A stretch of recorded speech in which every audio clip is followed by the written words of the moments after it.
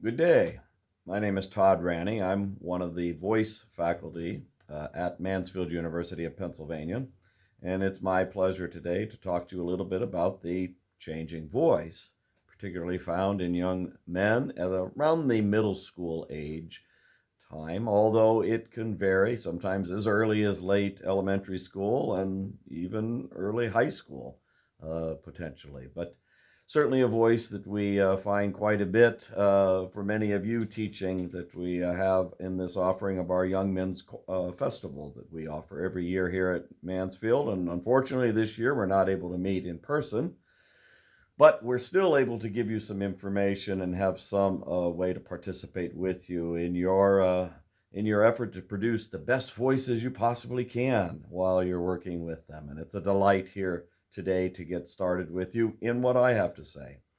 So I'm going to be reading from notes that I have on my computer here, and those notes are going to be made in available to you. I will send this off to Dr. Detweiler, and she can make sure it's passed along to each and every one of you, and you can use it to whatever means you need. So thank you. With that, let's get started. Young vocal development in the young male voice.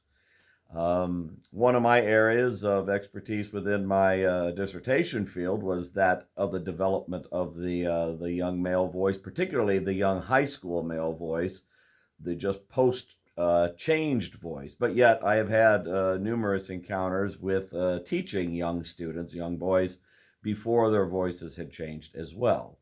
So it's a great delight to be able to work with this age because there's such a vast interest and just joy with them as they learn these new ideas of development about singing, something that is in many cases quite foreign to them. So with that, um, should we be teaching young voices before they've changed? Perhaps that is a possible question, and I do believe absolutely and certainly, and I know you would all concur with me on this. The fact is, there are very positive influences that are as a result of these efforts that we teach young men, that they bloom and blossom, and their schoolwork actually is enhanced, and their ability to associate with others. It's a great opportunity that we provide for these young men to be able to sing and create something out of their own. So, indeed, anyone interested can get training too, even from an individual such as myself or any other local voice teacher. I generally urge teachers of young men before their voices have changed to be easy on the repertoire typically. Don't over strain the voice in any way. The elements of young voices are simpler. They haven't been developed in their final stages yet by any means, and so they are subject to harm and damage if not cared for appropriately during this time. One of those ways to really help with this young voice is get their breath established properly. So often when I look at young men and even changed voices, men are oftentimes breathing here high in the chest, which is a natural occurrence for us as adults. If we've not taken any voice lessons, to generally breathe clavicularly, as we know up here. This impact. And the problem with that, even in young men and children, is the muscles that are lined here in this area that we're using actually going to extend into the throat. And that can be quite harmful when we're trying to sing high notes particularly, or very loud notes, oftentimes in a belting fashion. That creates a lot of tension level right here at the larynx, and will eventually in time create fatigue, um, tiring out, and certainly even pain. And those are things we want to avoid with the young singers, and singers of all ages, certainly.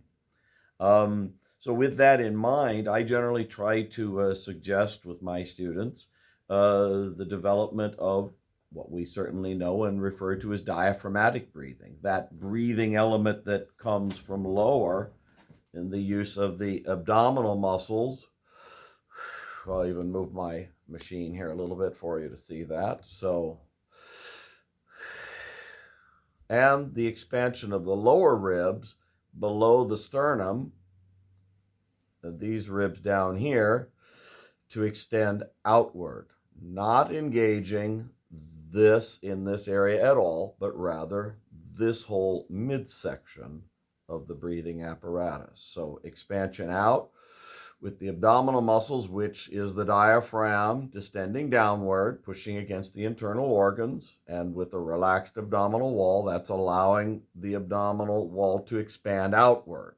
Conversely, we can use those abdominal muscles in here to pull inward, thus pushing against the internal organs and the diaphragm, which is allowing the air to get pushed out of the lungs from down below. Now, the use of the intercostal muscles allows for the rib cage in this area where the ribs flare away from the sternum, and they can actually be stretched out, thus creating a larger cavity inside for the lungs to expand, quite literally. So this whole area is what we're looking for. Nothing up here, everything down here.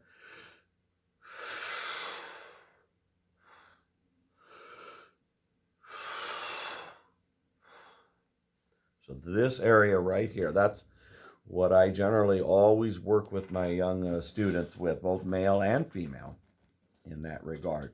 This takes a lot of dedication to work with on a daily basis. And it's one thing to just tell the student, well, now do this, breathe down here, and just kind of like a fish, you hope that once they're in the water, they just start swimming, and usually fish will. But unfortunately, we're not fish. And we have to be reminded to do this quite frequently, actually on a daily basis.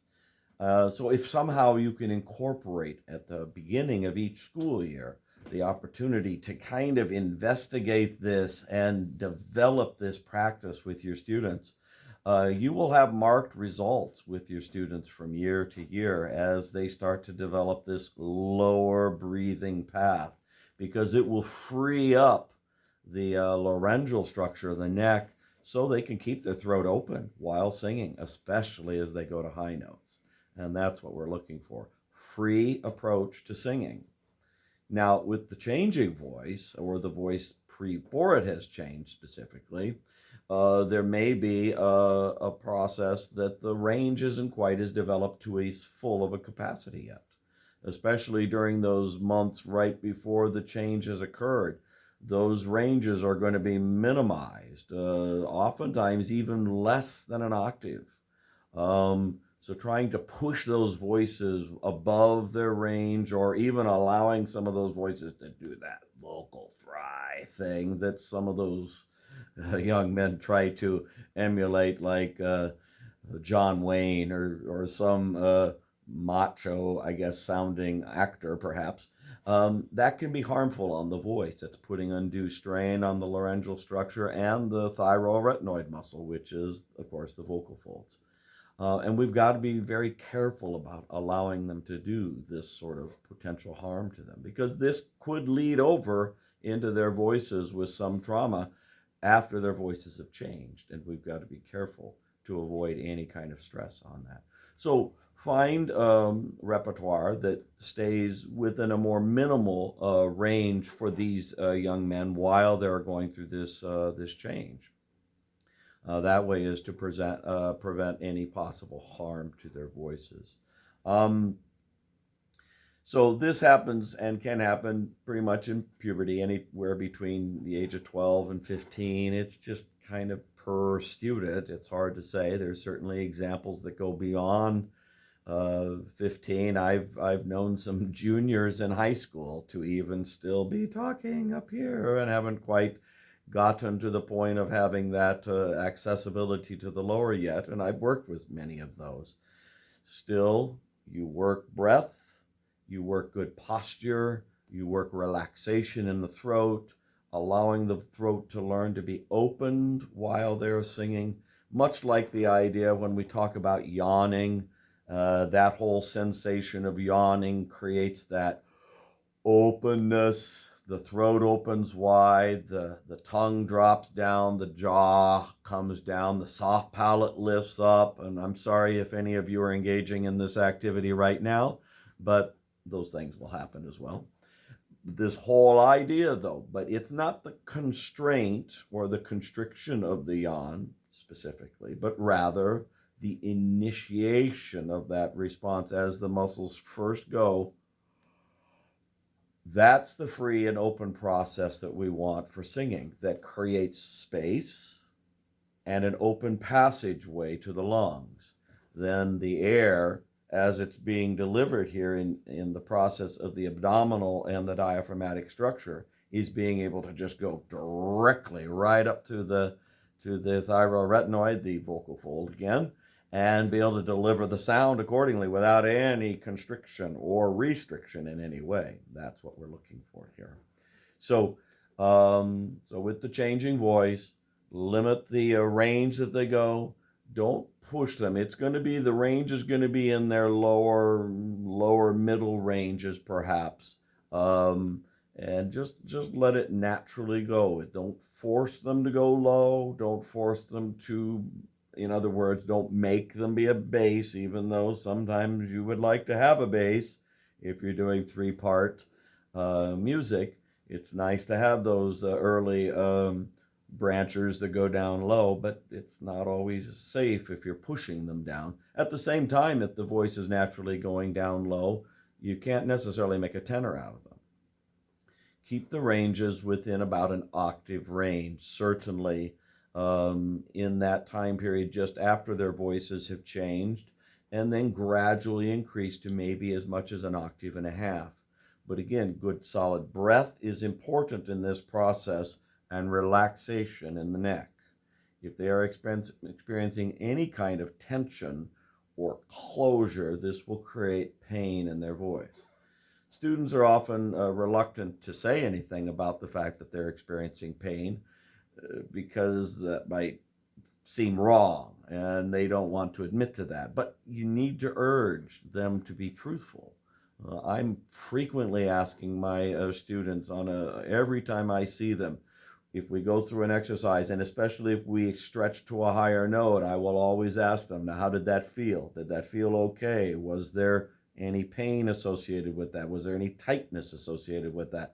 Or did you have an open throat, and did you feel that any pressure or energy that was involved was down here and not related up here? That's important to have that communication with your young singers all the time. They'll know. If it hurts, they'll let you know. Ask them. Okay, very good. I think that it's important from the standpoint of young singers, if they have an interest and if there's availability, again, of voice teachers, there are places to look for voice teachers. There's an organization called NATS, is the short version of it, but it's the National Association Teachers of Singing.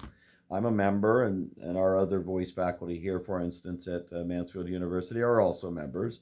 That would be Dr. Kim and Dr. Rose, both as myself are members. And on the NATS site, the national website, there is a link to finding voice teachers throughout the United States. So you can generally link on the state, for instance, and then within that, there's even regional separations for that, and you can look up maybe by area code or by town, things like that. So that would be a way of perhaps looking for and finding a potential voice teacher. Or you can even contact perhaps Dr. Peggy Detweiler here at Mansfield University. She has a vast knowledge of people here that have graduated from Mansfield that are living in Pennsylvania, New York, New Jersey, in this regional area, that will be glad to be able to reach out and possibly connect you with a valued voice member.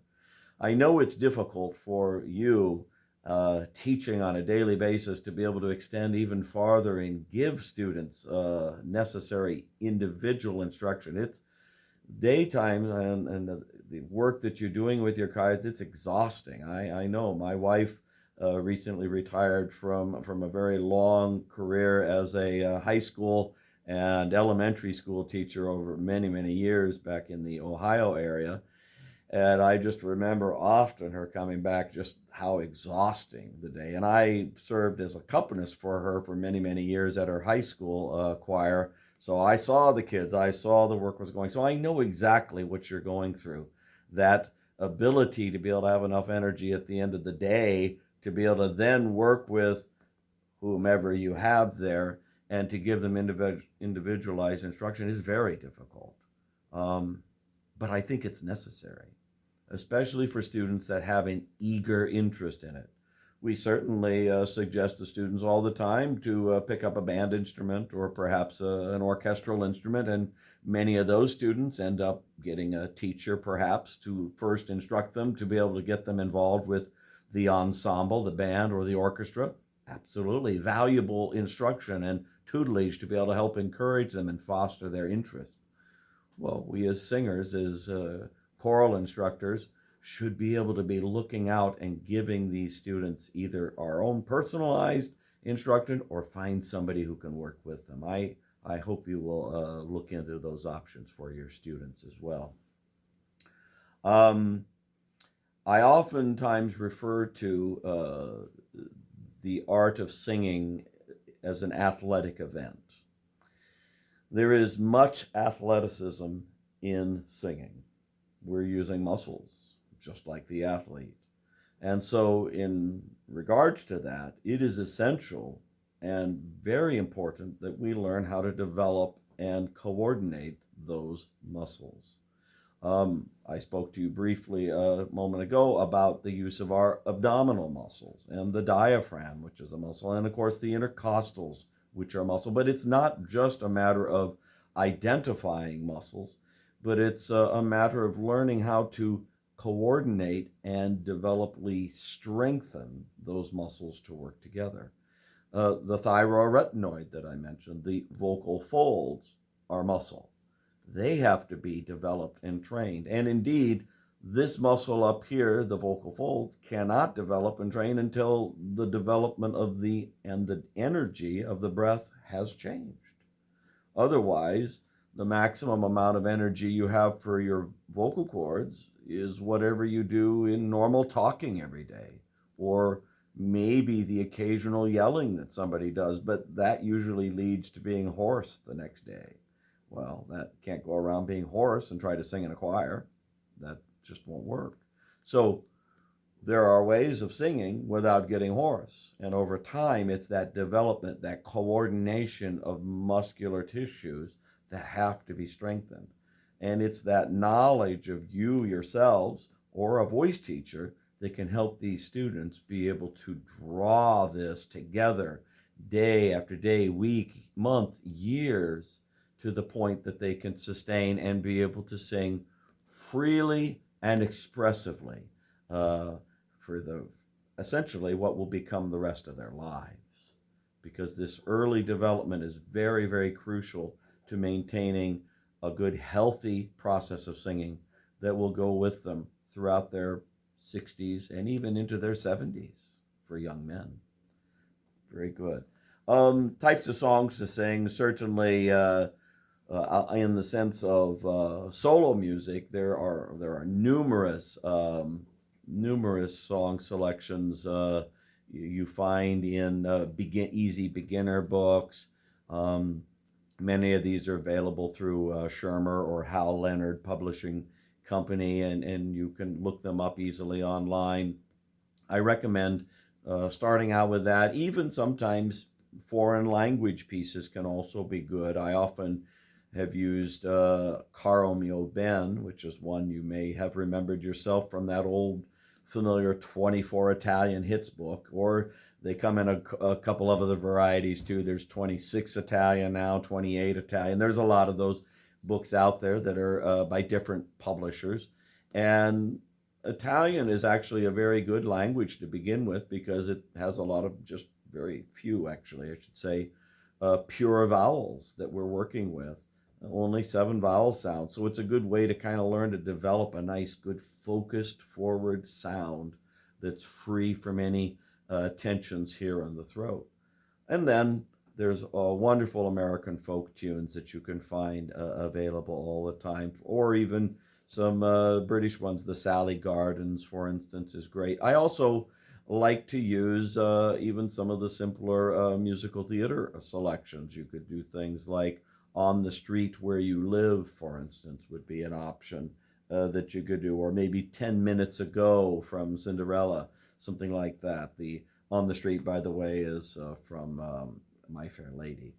But other simple things, I tend to like to stick more with the Golden Age. They're a little more singable melodies, and they've got a good line, legato line that you can work with. And though I think, again, important, you want to find and develop a way of getting this steady breath support. Find that nice legato smoothness in their tone. Not too far back, even though the sound emanates in the throat. We want to, back in here, we want to learn to get that sound more up and forward in a placement here. But yet not with the soft palate drop, so it just comes out the nose. So the element of, like going back to our yawn, sorry if that's causing you to do anything, but our yawn, which is a high palate, keeping a nice arch in the throat. We want to make sure we maintain that. So some of these songs are a great way to kind of develop and train your young voices to get a nice legato, smooth line. Certainly once the voice is changed, even going into learning how to do a light vibrato with the voices. I wouldn't develop too much with vibrato before the voice is changed. I don't think that that's really necessary. The basic process of vibrato has to do with the thyroretinoid actually changing pitch, and that can become a little bit too muscular and create too much of a tension issue in the youngest voices. So it's better to just let them sing with that beautiful, nice straight tone that they have. That's very lovely. But once the voice changed, then starting to bring in and add a little bit of the elements of a light vibrato with the voice is perfectly okay and acceptable to do, and actually quite healthy on the voice. I spoke just a moment ago about the focus, in a way, bringing that voice from this element of keeping the throat open, hey, not hey, opening the throat and letting the sound resonate up here, what we oftentimes term the mask. Well, in this day and age, I don't know if I brought it with me. It's sitting over in the other part, but we're all running around with today masks of some sort anyway. But that's not necessarily the singer's mask we were referring to in the old days. But this idea of keeping the tone focused in a position where it culminates right here at the teeth. That's where the sound wants the focus to. Not too far back.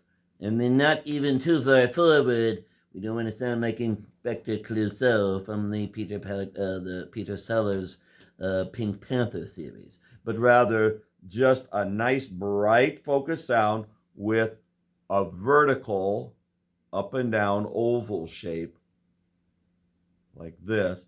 Not so much bright and wide out like this. This is the natural tendency for our speech process in English, but not so great for the purposes of singing. Okay, especially within choral literature and the classical world, we want to think more of this oval up and down, even on E vowel, even on the other vowels. So,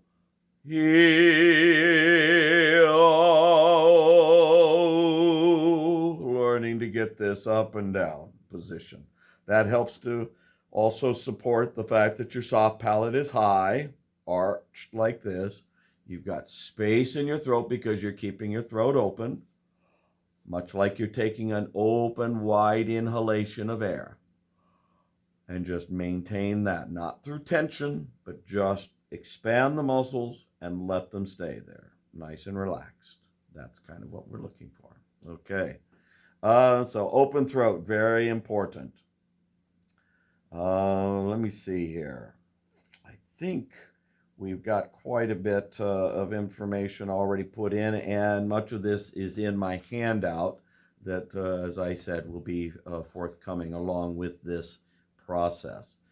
I'm happy to ask questions or rather, answer any questions from any of you at any time.